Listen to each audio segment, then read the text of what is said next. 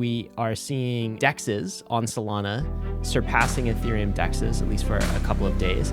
Do you think you've underestimated Solana up to this point, David? Bonkless Nation, welcome to the 4th week of March. Yeah, David, wow. I said it. This is the Bonkless podcast today. If you are a listener in the state of California, this is the Bonkless podcast. If you are a listener anywhere else, welcome to the Bankless podcast, where we cover the entire weekly news in crypto, which is always an ambitious endeavor. Why are we Bonkless in California? Well, California made us change our name.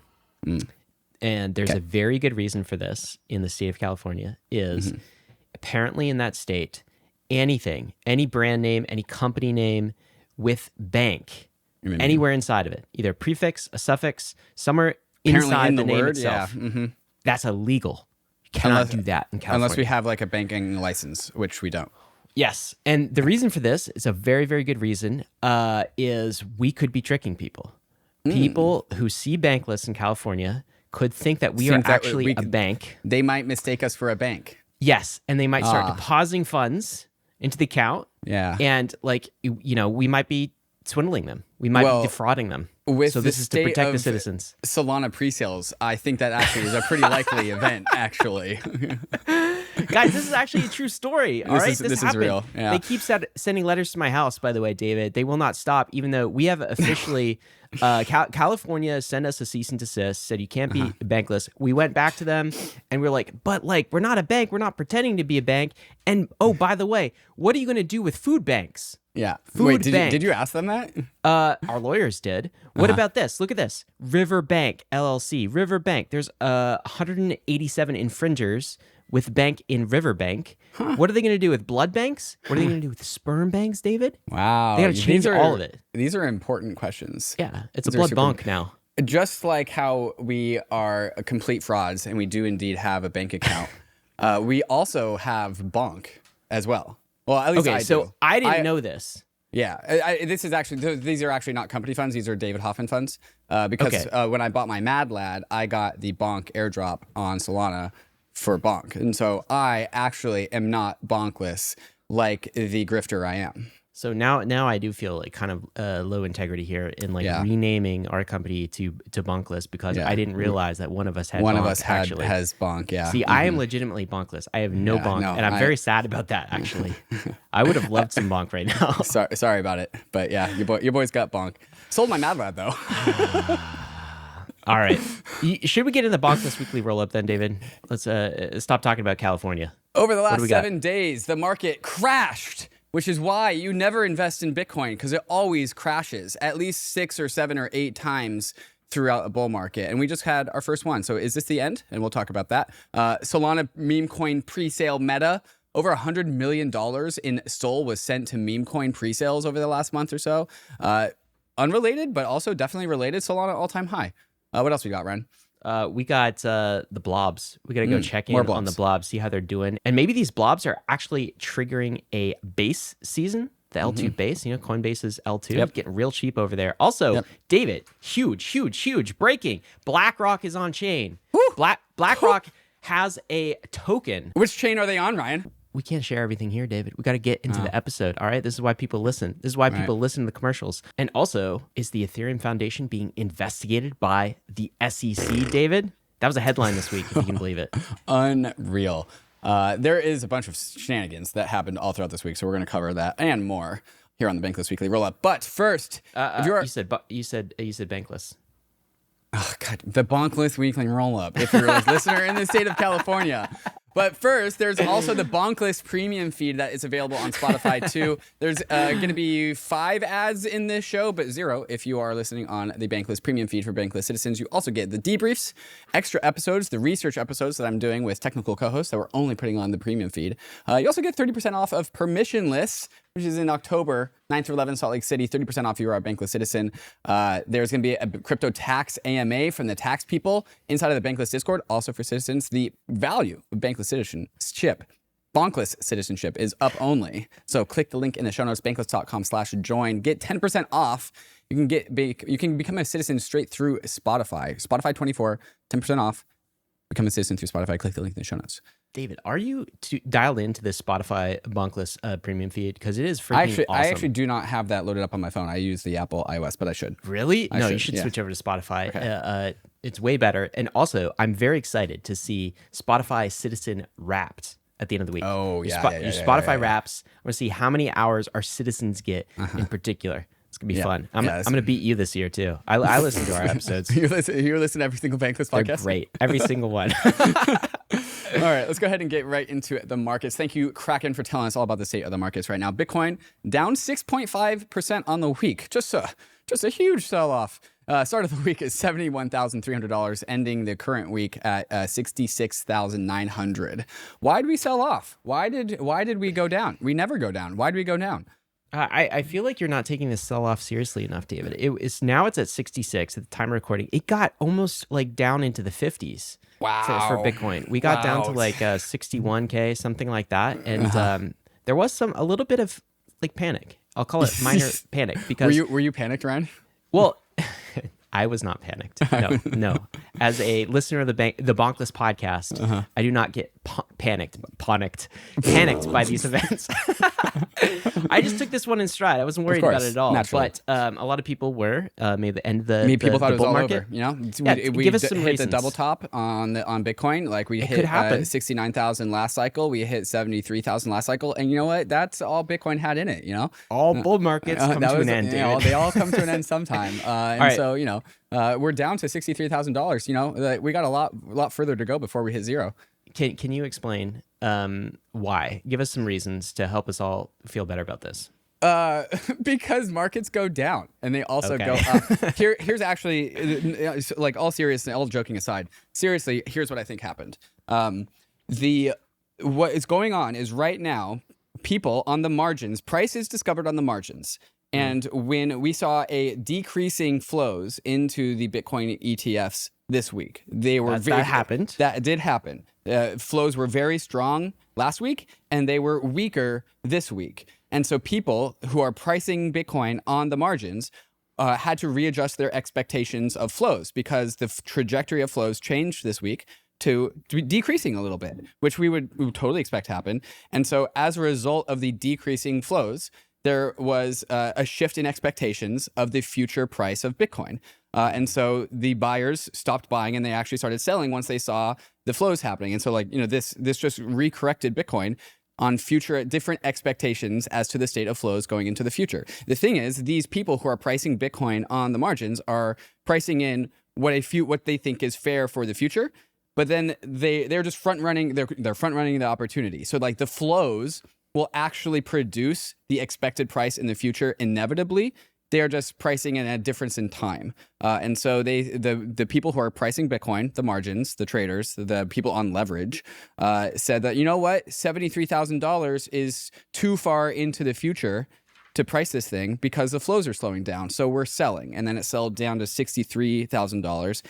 As soon as flows pick back up again, people will price in a more bullish future. Or you can also just wait and like that $73,000 will not become the future, will become the present. Like the fundamentals will actually be realized. This is what happened. I feel like you're telling me nothing to be worried about. Yeah, just wait longer and the future expectations will become reality. Like people are pricing in expectation of flows in the future, then flows happen and then price is realized.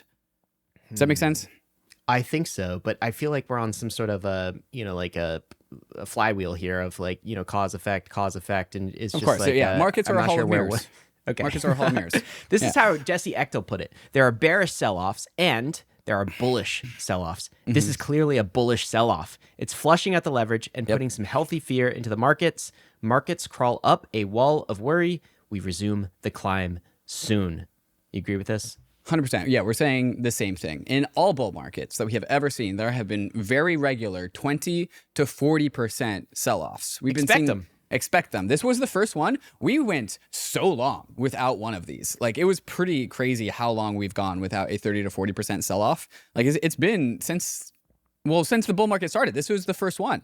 And so like people kind of forgot that markets go down because we're just used to these like flows, which are also going to like legitimately push us up only, but it doesn't matter if you can be up only because the frontier, the margins of Bitcoin will be priced at the maximum level of risk. There's like some efficient frontier of risk being priced in here. And so like, yeah, this is the first, Bitcoin actually was only down from peak to trough, Ryan, 17%. If you measure it, the absolute peak. So we didn't even get our 30 to 40% drop. Yeah, like it's between like 20 and 40. Like 30% has been the average, but Bitcoin is like it's the biggest mover. It has the most bids. Like the fact that we only went down 17% is extremely bullish. Yeah. I mean, maybe we bullish go down sell-off. even more, but like I kind of think it's over. Yeah. You think it's over, or I think we are resume up only now. Yeah. Okay, we'll see. I don't know. I mean, just because we should expect these 20 to 40% drops all the time, and this didn't even hit 20%. So like this doesn't even feel like Bitcoin a drop didn't hit 20%. ETH did hit 25%. ETH peak to trough is 25%. Okay. All right. Yeah. Well, this kind of thing happens during infinite bull markets here. Let's talk about ETH, by the way. So the KRAKEN Pro charts once again showing us the price of ETH. Look at that. Okay. Look at that engulfing candle. Oh, what are you looking at? 4 hour candles? Yeah. Oh no, 1 day candles. Wow. Yeah. So like 1 day candles. Can I go 4 hour? No, that's fine. ETH started the week $38,800, down 9%. Current price $35.40. No, excuse me, 34.80. It's about $3,500. You know that SEC investigating the Ethereum Foundation didn't seem to affect the price of ETH very much. We'll get more on that in a little bit, but interesting to observe here. David, it gave ETH some volatility, but not some bearish price action. How about the ratio here, ETH Bitcoin? Yeah, ratio doesn't look great. It's at 0.052, 0.53. Yeah. Ethereum hasn't had its moment this bull. Well, because everyone is taking Bitcoin exposure because the whole market like it is in the middle of accepting flows from like everywhere, TradFi, and ETH is like it's just not in the meta because like why would you buy ETH right now when like the Bitcoin is currently getting the bid and all the meme coins are on Solana? Like ETH is just patiently waiting its turn. Like the traders will get there at some point in time when the ETH ETF like finally gets priced in. But even if it is getting approved in May, which like there's uncertainty and maybe like we finally saw the last nail in the coffin for the approval here. There's some like ETH ETF approval holdouts who still think it's getting approved. But like I think it just doesn't matter. Like once the ETH ETF gets priced in to ETH, it is just going to be like a gargantuan movement because of how price sensitive ETH is. Between now and then, we could just continue to trade meme coins, right? Right. Like we can just trade meme coins. Why would I be in ETH at this point? Why would I be in ETH? Yeah. That's the short term look at it. I want to. Why would I be in ETH? So I'm farming eigenlayers. Why you're in ETH? Zoom out. Okay. Total crypto market cap. Just to talk about it for a second. 2.65 trillion. We're less than 3 trillion. Have not hit all time high. Total crypto market cap. Oh, have we? No, almost. Did we? No. Real close. No. Real close. No. You would know, David, because I know on this show, you're the only person who gets to decide That's right. whether we hit an all-time high or not. Finally, you're with it. So tell me, David, did we hit a Solana all-time high? We got to talk about that because it looks like we did. No, we hit a Solana market cap all-time high. Solana, the asset, the actual SOL token is still pretty far off of all-time high because of the issuance of the Solana network, of which we have discussed plenty of times. You know what? In my book, because I get to say here too, in my book, market cap all-time high is all-time high. And because it's the most legitimate all-time high because it's the total value of your actual network. And it's network all-time high. Sure. Network all-time high, and that is the one to pay attention to because it contains all of the sort of inflation, the increased supply, and the dilution. I think it's a big moment for Solana. Yeah, I agree. Can we go through some other stats here? So look at this: Solana peaks in popularity. This is search engine traffic, interest over time. It's like absolutely spiking. This is, you'll find this interesting. Solana managed to flip Ethereum for 24-hour trading volume. Well, yeah, this happened just last week. All of the meme coins are on Solana. Not just that. Look at this. If you zoom out, it's even more impressive. This looks like a TVL volume absolutely spiking into 2024, and other things. Number of new addresses: 1.16 million new addresses on Solana in March. Total fees on Solana. We'll get back to this in a second. 5 million. In March 2024, that's transaction fees. That's total active addresses. That's not much. Solana is just up only, David. Okay, so like the whole repricing of Solana from $20 SOL up to like $100 SOL in December of this year was pricing in the future of basically this, like the retail coming in, experiencing the UX and the cheap fees of Solana and be like, yeah, this is the place where I'm gonna buy meme coins. And so like, honestly, congrats to all the SOL holders who listen to this podcast, of which I'm sure there are just thousands, who held Solana through the bear market and like had the conviction to like ride this wave all the way up. And also congrats to the people who haven't sold SOL yet. You're like, wow. Yeah, there was a flippening as well in the App Store. So Phantom briefly flippened MetaMask. And Phantom, the Solana wallet, yeah. It's a primary wallet for Solana. One thing that impresses me most, because this is actually a fundamentals metric. Now, of course, this has just recently happened, so like it has to happen over a longer period of time. But this is actually impressive. Solana is selling blocks. Okay, what do blockchains sell? Blockchains sell blocks. This is a chart of fee revenue. Solana fee revenue over the past 7 days. I took this earlier in the week. Wow, it's actually registering. It's surpassed Bitcoin fee revenue. Okay, so this is $300,000. Wow. Yep, this is 7 days, and they got almost 20 million. It's behind Tron still, but not too far behind Tron. Definitely behind it's one half of Tron. This impresses me actually because this is transaction fees. And by the way, there's no like priority fee on on Solana that's active right now. So if you pay extra, this is my understanding of things. If you pay extra, like you're not actually getting your fee ahead of your transaction ahead of everyone's else's. So I don't know, like people are paying for transactions, but the priority fee might be included in this, and it's just really not doing anything for users at this point in time. And I think, David, credit is actually due for that. I did not see this coming as quickly. We'll see if they can sustain it, but it's impressive to me as somebody who looks at these kind of fundamentals. Yeah, I wonder how much the fees showing up here on the chart is due to Solana MEV, because that's where a lot of the transaction, not demand, because like the MEV follows actual real usage, and so because there's so much like meme coin trading on Solana, there's a lot of slippage. Like people are getting bitten into by MEV from like slippage on Solana. And that's generating like demand for congestion pricing, for contention pricing. So people really need to get that transaction in first. And so I'm guessing the fees aren't necessarily being paid by like meme coin traders, but they're being paid by MEV bots trying to capture the slippage on like Jupiter or whatever, any exchange aggregator. Yeah, I don't know. I don't know if that's the case. I mean, the Solana ecosystem right now is like focused on understanding its own economics, its own like fee markets, and that's kind of like the frontier of like Solana research right now. It has been like that for a while. Let me ask you: do you think that you have underestimated Solana up to this point, and are you surprised? We've got the fee revenue that we just saw. We saw active users. We saw Phantom Wallet flippening. We are seeing dexes on Solana surpassing Ethereum dexes, at least for a couple of days. Do you think you've underestimated Solana up to this point, David? I can't really remember if I had like estimations of Solana generally. Like I've always been open to all possible futures. I have my like critiques of the architecture of Solana and the choices that they've made fundamentally, but the success that Solana is seeing is not something I've really ever like counted out. And so like, honestly, just like congrats to the people that believed in the thesis and stuck around, because they are definitely like rich now. True. Yeah, I want to say, I didn't think that Solana was going to die. I knew it was going to come back. I am surprised, and I did not anticipate how quickly it would come back. Yeah. And with such ferocity. I didn't know that it would get kind of the next bull market kind of meta. Right now, it's sort of this index fund of meme coins, and I think that's a narrative that's drawing it higher. But like, there's actually some underlying truth here to this is more than memes. There's innovation around VM parallelization, which I think I've discounted in the past, and just UX that people can use in the here and now. Yeah. And I think I've been slower to appreciate the value of that. I do think that the rest of the chains and the rest of the community and layer twos are not that far behind, if they are even behind at this point in time.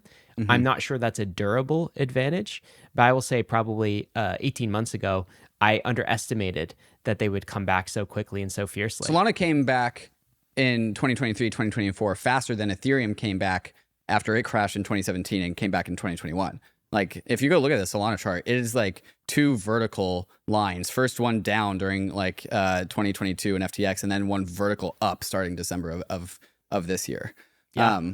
It's actually impressive from a price perspective. Not to say there aren't issues, and I know you are someone who points out the good things of Solana, and also some things that like need improvement, certainly. And one of them is this. What is this chart that we're looking at? Yeah, this is the current problem on Solana. This is the current thing, the current issue, which is the Solana transaction fail rate. 70% of transactions don't go through on Solana.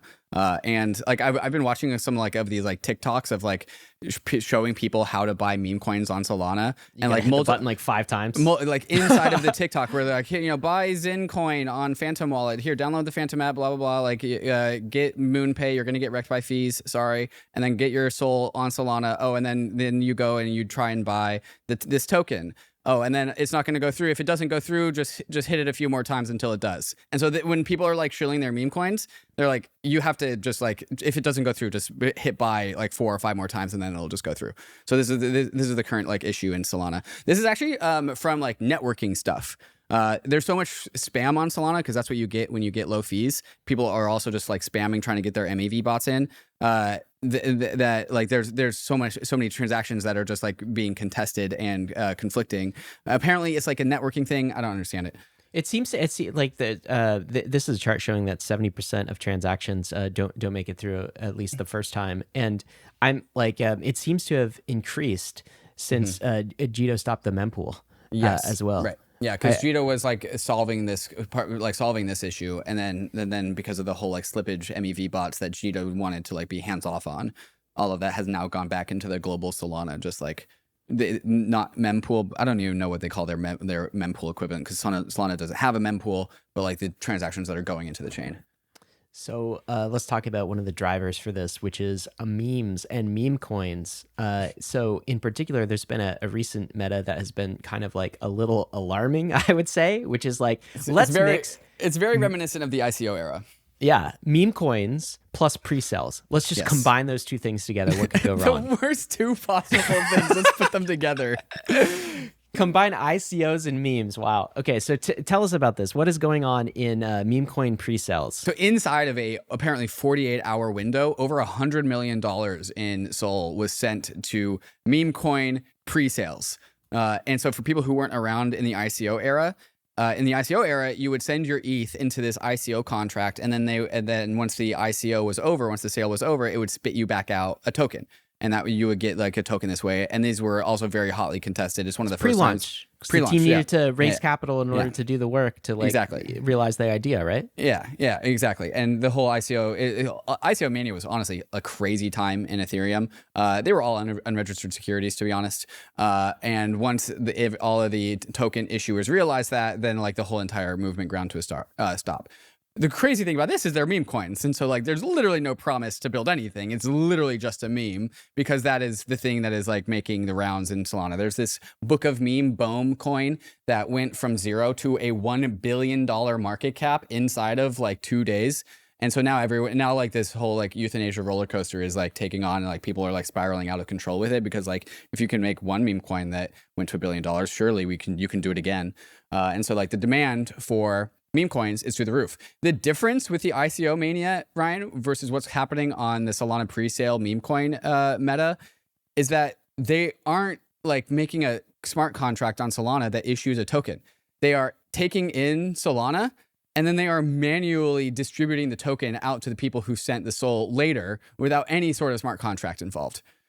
Why? Why do you need money up front? It's a trust me, bro, meme coin sale. Why do you need money up front in order to launch a meme coin? It requires almost like no work. Because the Sol, like if I'm sure not all of the meme coins do this, but the Sol gets turned into an LP token. So the person who makes the meme coin takes the Sol, mints the meme coin, turns it into a liquidity providing token, like on the Solana AMM. And so there's liquidity for the meme coin day one, which is why this works. So it's not the thing they're bootstrapping, the capital that they need is liquidity. Is liquidity, and it's gonna like ideally pump the bags faster. In theory, yeah, it's like some sort of like investor protection because they know that they can immediately exit as soon as the meme coin is launched.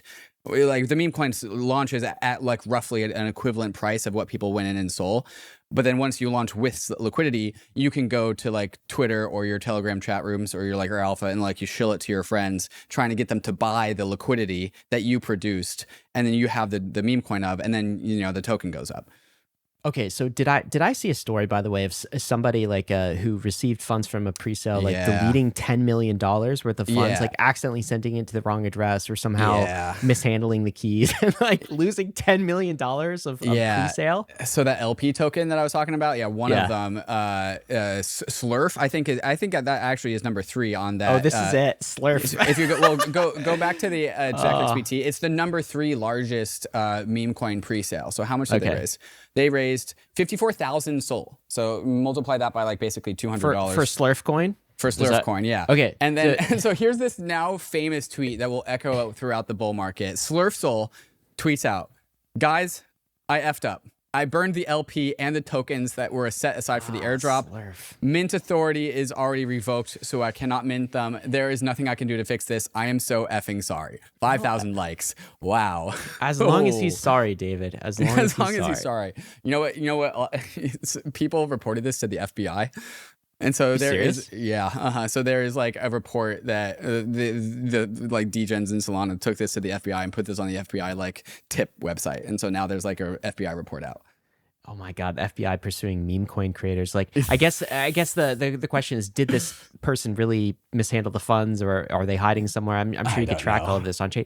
David, this blows my mind. The only group of people I think who could like go for this are people who did not live through the ICO mania of 2017. Yeah, and like first cyclers. This has got to be first cyclers. I have to believe. For sure, bro. Like when I saw this, that whole meme of just like that like dog with 1,000-yard stare. Like as like the Vietnam helicopters like fly by. Like when I saw something, I was like, oh, it's the ICO mania. I don't want this. That's why I'm not getting worried about it all. I'm just like, oh, they're gonna the same mistakes and the same things are going to play out again and again and again. Why? Because every generation, like, they have to learn the mistake. They can't learn from previous cycles because they weren't here, so they'll have to learn on their own. So this is why we repeat these exact same things: cycles, ICOs, scams, like oops, I lost my keys, like FBI. It's gonna repeat. And I used to get bothered about this. Hey, everyone stop trading. Everyone stop being dumb. Stop being dumb. Be smart instead.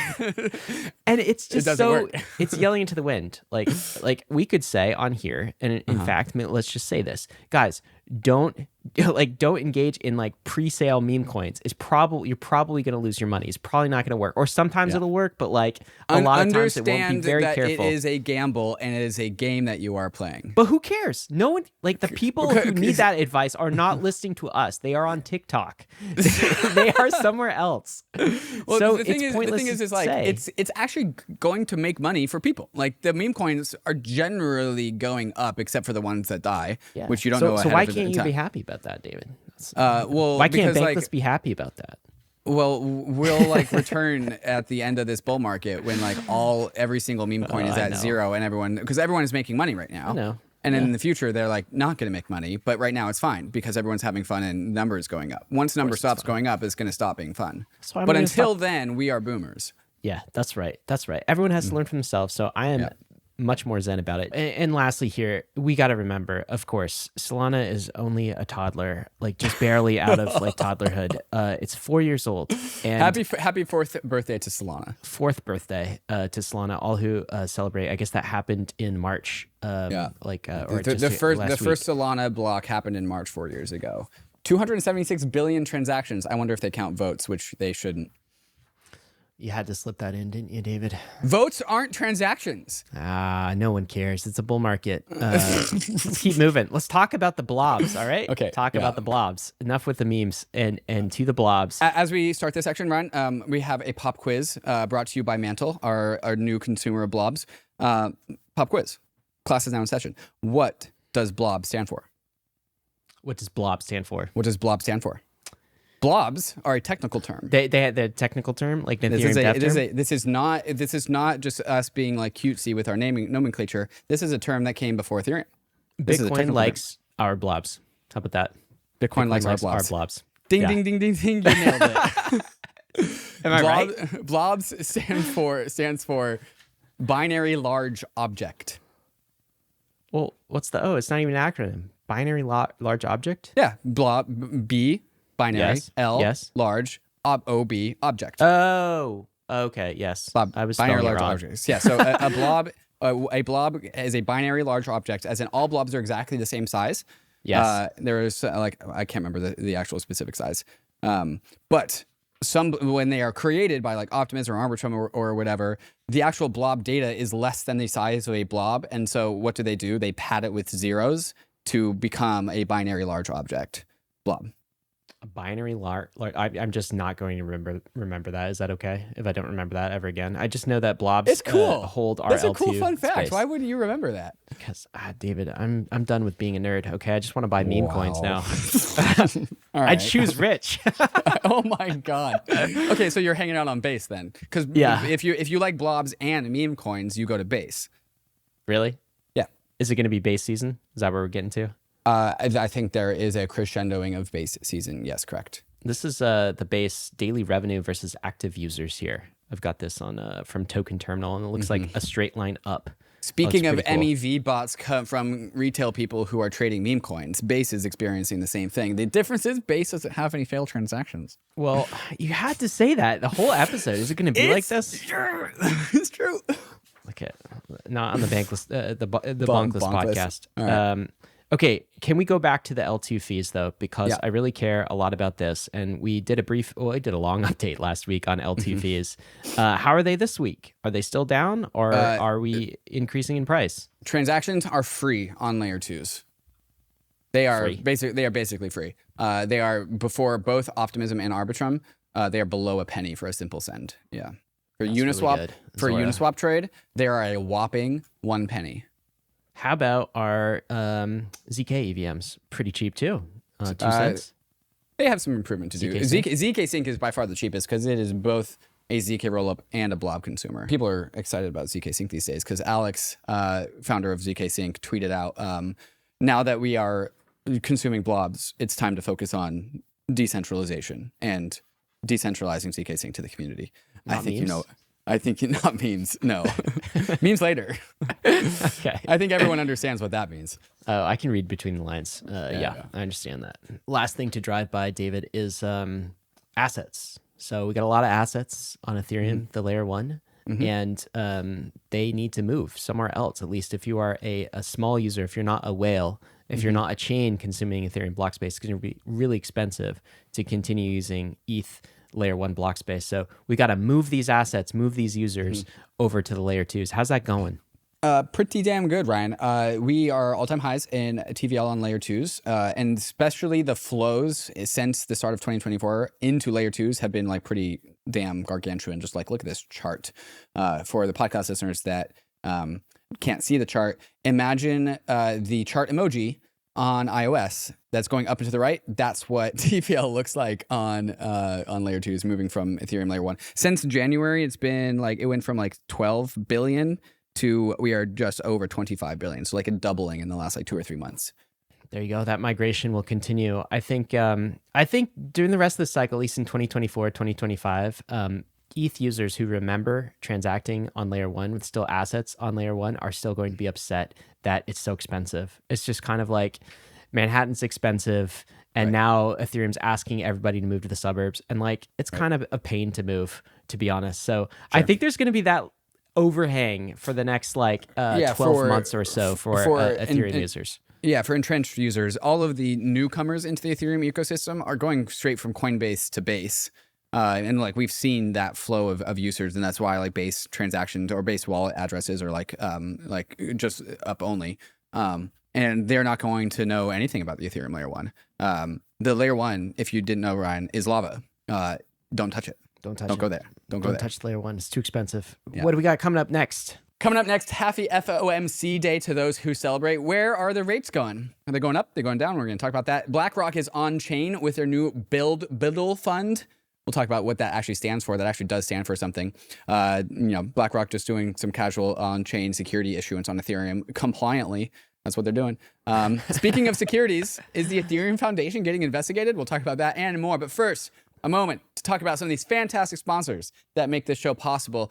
Also, the place I prefer to trade my meme coins on Kraken. If you do not have an account with Kraken, consider clicking the links in the show notes to getting started with Kraken today. If you want a crypto trading experience backed by world-class security and award-winning support teams, then head over to Kraken, one of the longest-standing and most secure crypto platforms in the world. Kraken is on a journey to build a more accessible, inclusive, and fair financial system, making it simple and secure for everyone, everywhere, to trade crypto. Kraken's intuitive trading tools are designed to grow with you, empowering you to make your first or your 100th trade in just a few clicks. And there's an award-winning client support team available 24/7 to help you along the way, along with a whole range of educational guides, articles, and videos. With products and features like Kraken Pro and Kraken NFT Marketplace and a seamless app to bring it all together, it's really the perfect place to get your complete crypto experience. So check out the simple, secure, and powerful way for everyone to trade crypto, whether you're a complete beginner or a seasoned pro. Go to kraken.com/bankless to see what crypto can be. Not investment advice. Crypto trading involves risk of loss. It's everyone's favorite season in crypto, tax season. And crypto tax is always an absolute headache, especially for all you degens out there. But it doesn't have to be a nightmare. That's where Crypto Tax Calculator comes in, the software built for degens by degens. As Coinbase's official global tax partner, Crypto Tax Calculator focuses on making complex transactions into easy ones, supporting over 300,000 currencies across Ethereum, Arbitrum, Optimism, as well as 1,000 other integrations as well. It's as simple as connecting your wallet, pulling in all your transactions, and following the automated suggestions to quickly and accurately calculate your tax obligations. Plus, for all the airdrop farmers out there, Crypto Tax Calculator has your back, as they are consistently adding support for new and upcoming layer 1s, layer 2s, and all the airdrops that you're currently farming. 2024 is the year when the degens do their crypto taxes with speed and confidence. Make taxes this year easy and affordable with Crypto Tax Calculator. Sign up at cryptotaxcalculator.io and get a 30% discount with code BANK30. Click the link in the show notes for more information. CELO is the mobile-first, EVM-compatible, carbon-negative blockchain built for the real world, driving real-world use cases like mobile payments and mobile DeFi. And with Opera MiniPay as one of the fastest-growing Web3 wallets, CELO is seeing a meteoric rise with over 300 million transactions and 1.5 million monthly active addresses. And now, CELO is looking to come home to Ethereum as a layer 2. Optimism, Polygon, Matter Labs, and Arbitrum have all thrown their hats in the ring for the CELO layer 2 to build upon their stacks. Why the competition? The CELO layer 2 will bring huge advantages like a decentralized sequencer, off-chain data availability secured by Ethereum validators, and one block finality. What does that all mean for you? With CELO layer 2, gas fees will stay low, and you can even pay for gas natively using ERC20 tokens, sending crypto to phone numbers across wallets using Social Connect. But CELO is a community-governed protocol. This means that CELO needs you to weigh in and make your voice heard. Join the conversation in the CELO forums. Follow CELO on Twitter and visit celo.org to shape the future of Ethereum. Quick Fed Watch update here, just because we got to know what the central bankers are doing. So there was a Fed meeting this week. That's the FOMC meeting. They meet and they decide what rates are going to be. And Jerome Powell says, we are going to hold rates steady. So steady the ship. They forecasted about 3 rate cuts to come in the year. So not up, David. Steady for now. Okay. And then rate cuts later. This is going to, of course, depend a lot on inflation. But Powell says inflation's not so bad. So he says the recent uptick in inflation, we talked about that last week, is above like 3%, is just a bump in the road. Hasn't changed the overall story. So he takes the two of these things together and he says inflation is moving down gradually. Sometimes the road is bumpy, but we're moving towards 2%. So that's the plan. Markets reacted favorably, at least risk-on assets reacted favorably to this because there was nothing hawkish.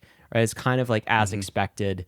And there was also talk of stopping quantitative tightening. They've been doing some quantitative tightening just kind of in the background. And if you stop quantitative tightening, does that mean you need to restore some liquidity and some measure of QE? That's also in the air. A lot of this, of course, though, depends on inflation, right? Like what happens next. So are we going to drop back down towards 2%? There's like a couple different directions that this could go. And Lynn Alden points out that inflation has been mildly reaccelerating so far over the past several months. And if it persists like that, If we continue on that reacceleration, it would start to result in headline inflation numbers, those numbers that Powell doesn't like going up, right? So we could go drop down towards like 2%, and that would make Powell happy, and they would continue the plan of cutting rates. Or if it spikes up, if we get, again, 3%, 4%, that starts hitting the headlines, then he'll be pressured to maybe hold rates constant or increase rates. I think that the game for the Fed right now is trying to figure out how to get okay with a higher than baseline 2% inflation and not feel like that's a loss for the Fed. Like inflation is going to be a thing. It's going to be a thing way more than it's ever been before. A solid 4% of regular inflation seems like the new equilibrium, except if the Fed admits that and they say, like, you know what, we previously targeted 2, but now we're fine with targeting 4, is going to look like a huge L for the Fed, but that's also what they need to do. So I think that's kind of going to be the dance for the Fed over the next like 18 months. Yeah, we'll see. I listen to micro podcasts. I know what I'm talking about. Yeah. Okay, then I trust you. They haven't capitulated on that 2% number, but maybe that's inevitable, they haven't cosmetically presented capitulation on the 2%, but internally they're like, it's going to stay higher than 2%. Can we talk about the most exciting thing in my mind that happened last week, David? This is absolutely massive. We already talked about meme coins. No, it's not meme coins. It's even better than meme coins. Okay, this is Blackrock tokenizing on Ethereum, Ethereum mainnet, Manhattan. Hot. Yes, this happened this week, and that hit the headlines. We saw a contract deployed. We saw an SEC filing, and crypto Twitter was kind of trying to scramble around to find out what this meant. Well, here's what it means. This is official PR from BlackRock. BlackRock launches its first tokenized fund, BUIDL, on the Ethereum network.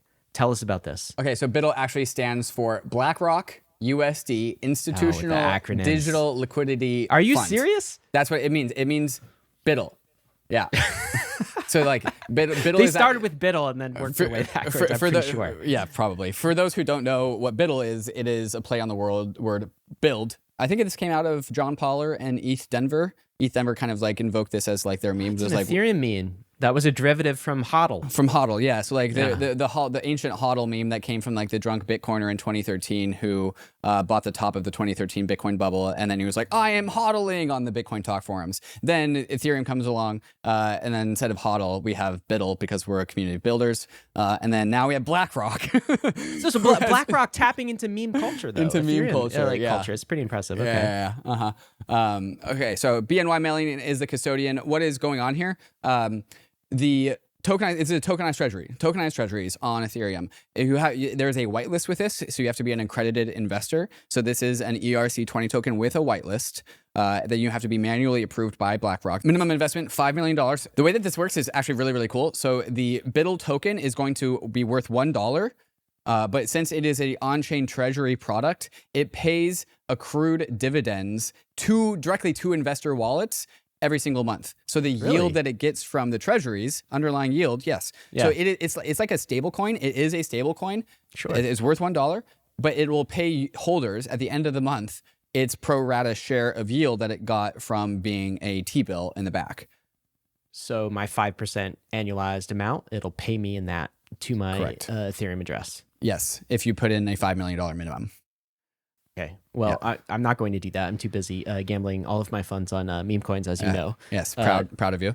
Proud of you. DC Investor says, one thing notable about the new BlackRock fund on Ethereum, this isn't like old LARPs by governments who put some notional debt security on chain. I've seen a lot of that. Mm-hmm. This is the world's largest asset manager actually putting $100 million in USDC on the Ethereum blockchain. Huge. So as an industry, we have had these like enterprise blockchain conversations. The institutions are coming, this tokenization of everything. We've had these conferences and podcasts all about the subject for like a decade now.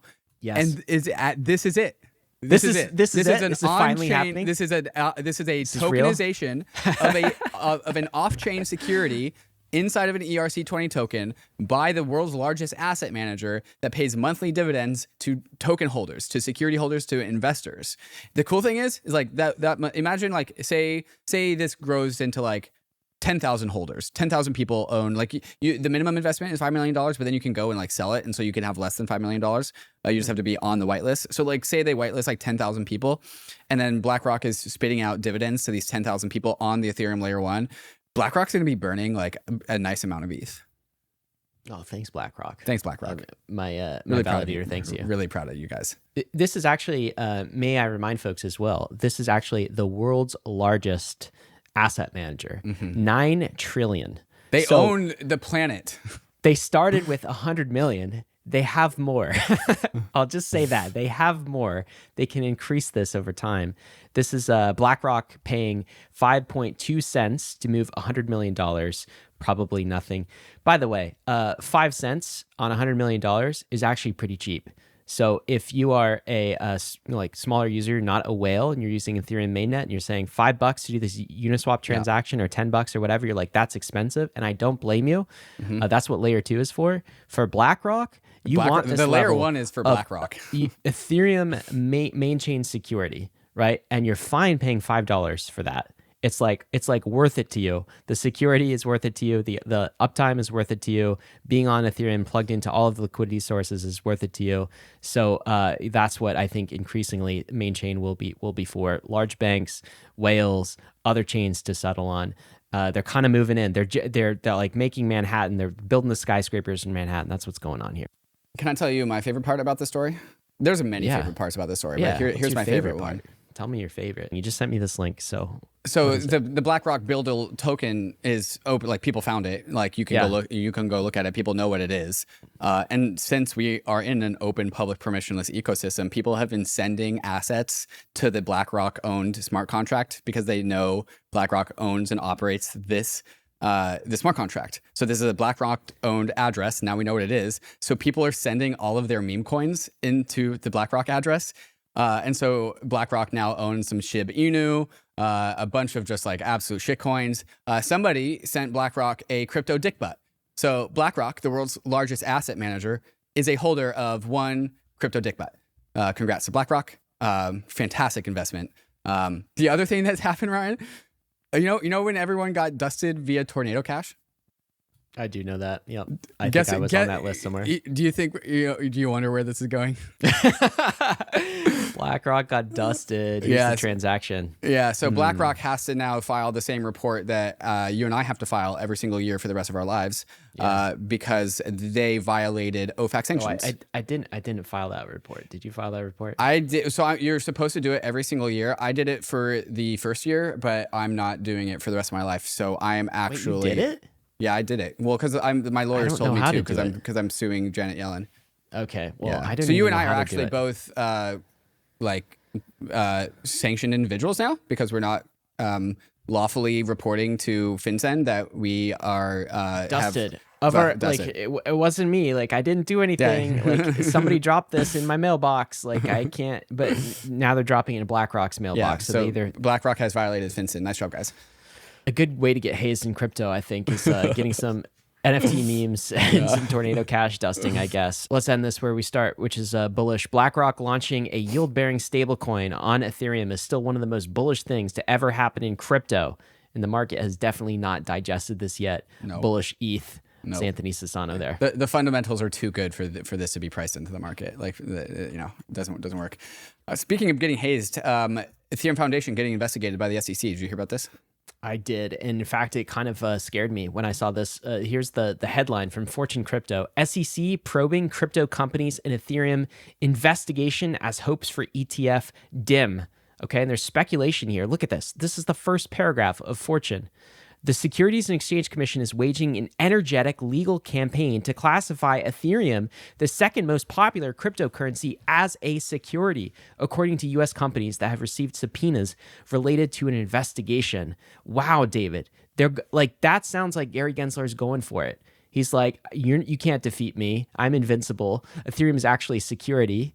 Get ready.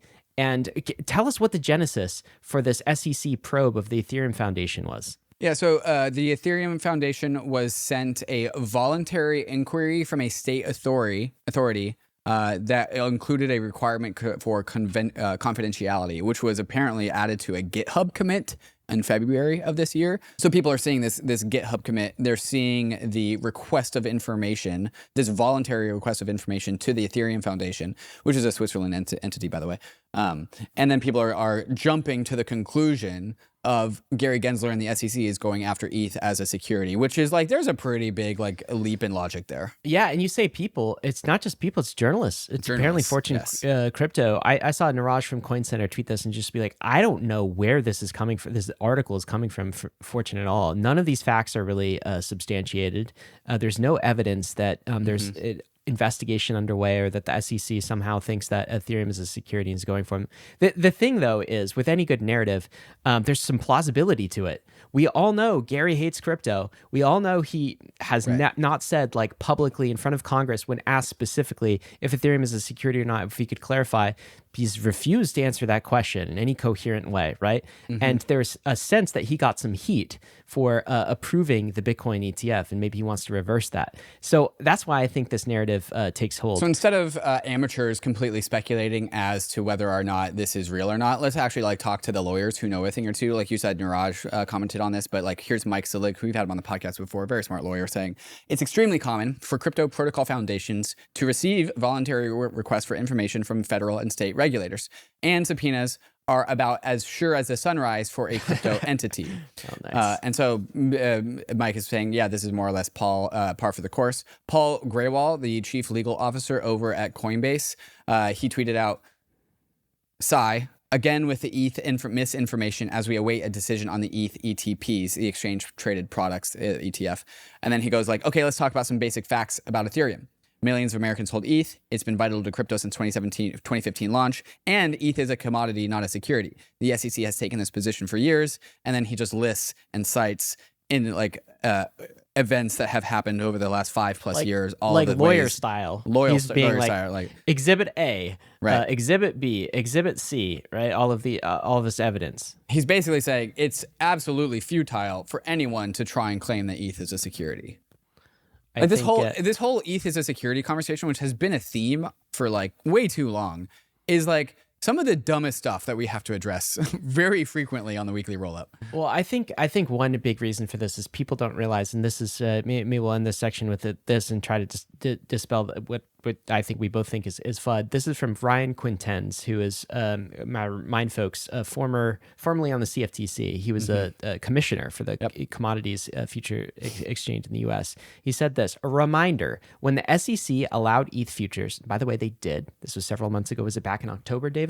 When they allowed these ETH futures to trade on its regulated securities exchange, it explicitly acknowledged the status of ETH as being a non-security outside of its jurisdiction. We have ETH futures that are trading right now, and that in itself, the fact that that has happened, the fact that that has been approved by the SEC means the SEC has already stated that ETH is a commodity and not a security. Like it's already done. We have every single assurance under the sun that ETH is a commodity, except for the words coming out of Gary Gensler's mouth himself. Everything else we have. Oh, yeah. And by the way, when I said futures, I'm talking, this is a futures ETF. Yes. There's an Ethereum ETF. There's already an Ethereum ETF. An Ethereum futures ETF. Yes. Brian Quintens, again, if the SEC had any doubt about the regulatory treatment of the ETH in October 2023, it wouldn't have approved the ETH ETF. That is the ETH futures ETF that exists. If ETH were in fact a security, then the CFTC listed futures contracts as well would also be illegal. It's kind of a done deal. Even if Gary wanted to, he can't at this point without an act of Congress. And importantly, like we don't know what is in that subpoena, but like it's most likely has nothing to do with ETH as being a security. It has to do with something else, probably. Well, I mean, let's flip to the good news. Maybe the SEC is reviewing all of Blackrock and the other submitters, ETH, ETF, spot ETF. Oh, I like this. I like this conspiracy. I'm a fan of this asking one. a couple of questions. So optimistically, they are taking those application submissions for an Ethereum spot ETF seriously, and they have some like finishing touch questions from the Ethereum Foundation because of the see how ETH I spin ETF. that? Yeah, I love that. You like that narrative? This is the SEC just like doing regular information gathering for the eventual approval of the spot ETH ETF. This is the most valid conspiracy that I've heard this week. Yeah, well, it's because it's bullish and you like that one.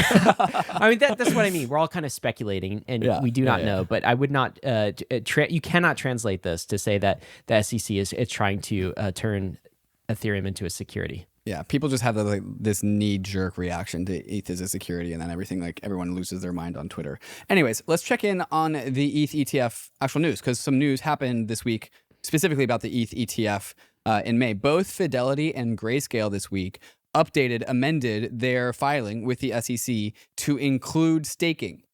So there is an option for these ETFs to be staked ETH ETFs. I don't think it's forcing it into being a staked ETH ETF. It's starting as vanilla, adding some detail. Yeah. But they're opening up the door. They're adding a door inside of their own filing where in the future they can go through that door, and that door is a staked ETH ETF. And so both Fidelity and Grayscale updated their amendments this week, their filings this week. Yeah, I thought that was bullish at first, and in a way it is bullish, but it's not necessarily bullish that we'll get the Ethereum ETF by May, which is the next deadline. And James Seifert from Bloomberg has a take here. My cautiously optimistic attitude for ETH ETFs has changed from recent months. We now believe these will ultimately be denied on May 23rd for this round. The SEC just hasn't engaged with issuers on Ethereum specifics. And basically, everyone is saying, the people in the know are saying that if the SEC was going to approve the Ethereum ETFs in May, they would have engaged more deeply with the issuers on the specifics. And there's none of that activity that they see. So that kind of the default, what's likely going to happen is they're going to be denied in May. Are you ready for a conspiracy on that one? Because I heard one that I really liked this week. Yeah. So the reason why there's not engagement between the SEC and the ETH ETF filings and the issuers is because we already have the Bitcoin ETF approved, and the ETH ETFs are basically carbon copies of the Bitcoin ETF. And so why do they need to engage? They've already did their engagement with the Bitcoin ETF. Since they're just carbon copies, the SEC is like, oh, you guys are the same things, just come right on in. Stamp of approval. Please become and be an ETF. That's what's going on. Well, I mean, that would be great if that's what's happening. And there's always a chance, right? There's a chance. And I think James would acknowledge that as well. I will say, David, you and I did a fantastic podcast with Matt Hogan from Bitwise. And Ryan Rasmussen. Yes. And he had a take. And he was actually, I won't spoil it. Listen to the episode next week. He gives his estimation on a probability of the ETH ETF getting approved sometime this year. And he gives another hopeful date for that. So stay tuned for that. Yeah. All right, coming up next, the first LRT in the Eigenlayer ecosystem, the liquid restaking token, drops its airdrop, coming in at a whopping $3 billion valuation. Is this the starting pistol for all the other future LRT token drops? I think so. We're also going to check in on CZ. What's CZ up to? What's he doing over there? And then lastly, another judge accused the SEC from acting in bad faith. Surprise, surprise. We're going to get to all of that and more, but first we're going to talk about some of these fantastic sponsors that make this show possible, especially MANTLE, our preferred layer 2 for getting all the yield.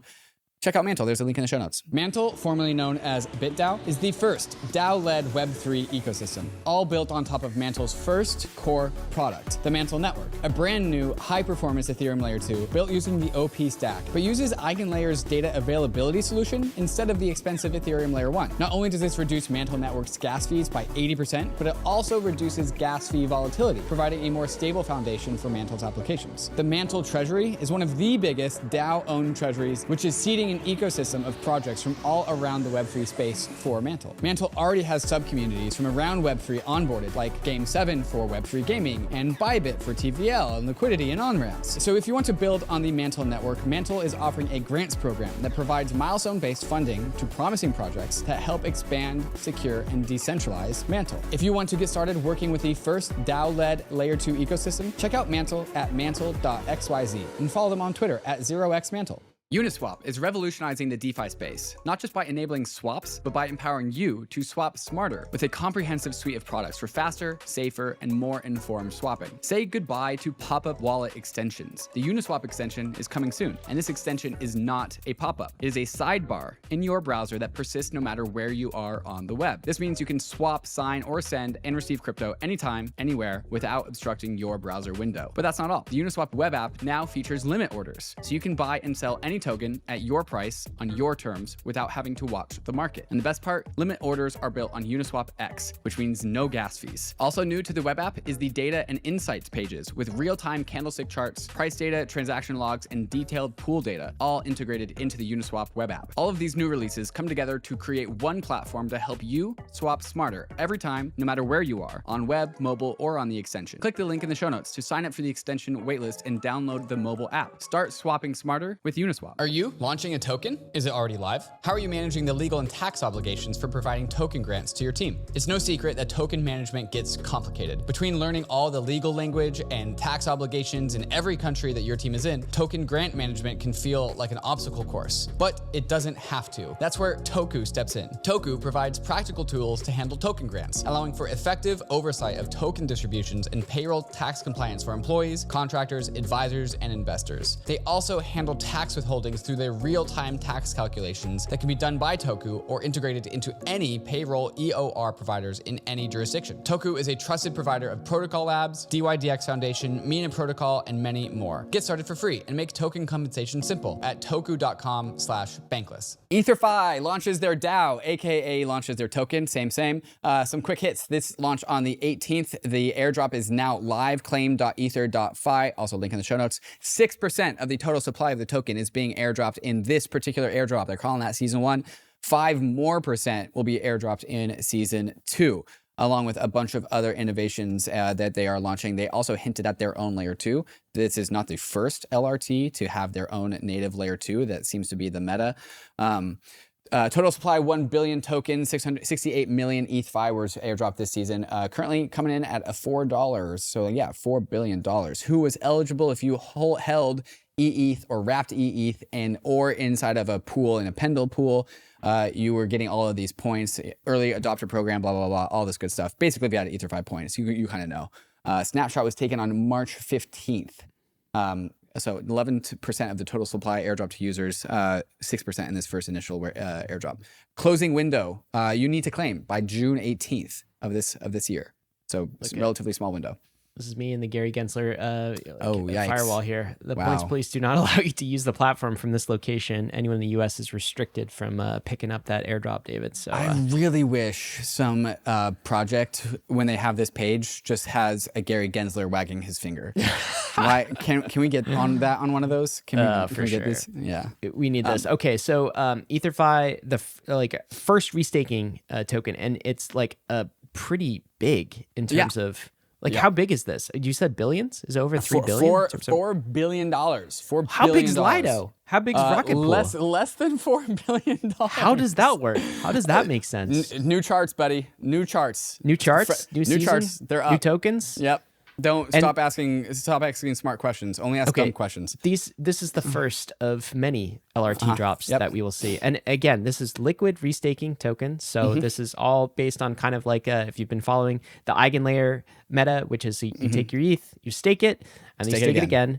And that's what EtherFi is actually doing. It's creating a tokenized way to restake tokens for all sorts of applications that have not been built yet, but that are in progress. I mean, we're seeing a lot of them, but they have not come to market yet. And this is all kind of the speculation that's going on. But the first of many, I would say, opportunities. Swell, Kelp, Renzo, God, there's so many that they'll go on. And then once all the LRTs drop, then we get the AVSs. Eventually, we'll get Eigen itself. I think it's just going to be really good to be a restaker. This is, instead of playing in Memecoin degeneracy, my strategy has always been just put your ETH in Eigenlayer. Capture like 17 different airdrops. Well, it's more simple. I'm a busy dude.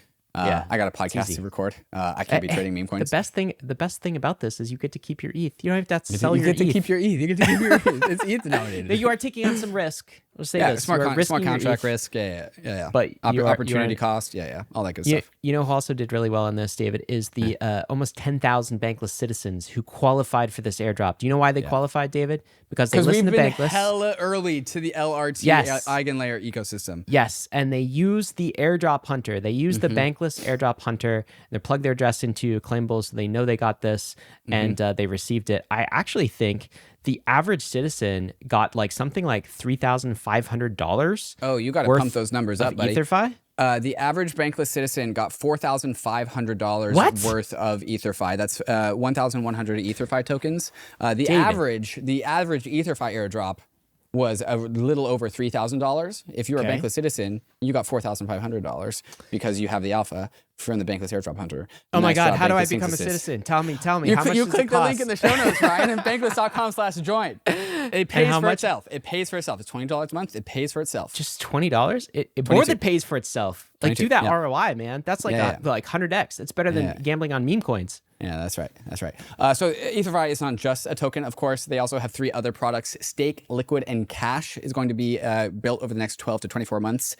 Cash is a layer 2. So a layer 2 for payments.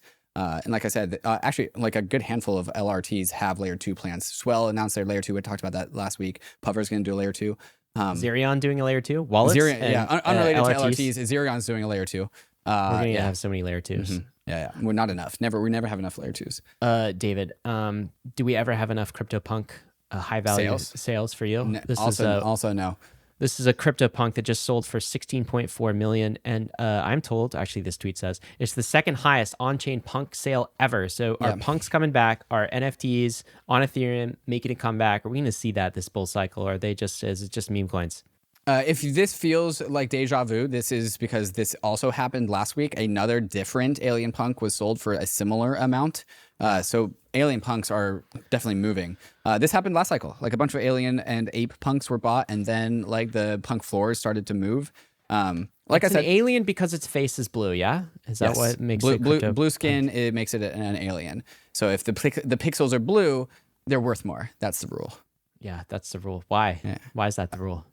Because we all decided that's the rule. Stop asking smart questions. Only ask dumb questions. Actually, maybe like that's the secret to this bull market is just like be a little dumber. Only be dumb. Speaking of dumb, David, the SEC. Oh yeah, this is a Utah judge finding the SEC engaging in bad faith conduct. Bad faith conduct. Okay, so this was another SEC court case that was kind of like on the side, you probably didn't hear about, with a company called Debtbox. Okay, this is a crypto company called the Debtbox. Actually, I had never heard of them before. It's a crypto firm. Kind of a scary name. I don't want a Debtbox. In the ruling of the Debtbox versus the SEC, the judge placed sanctions on the SEC for, I'll quote here, abuse of judicial process.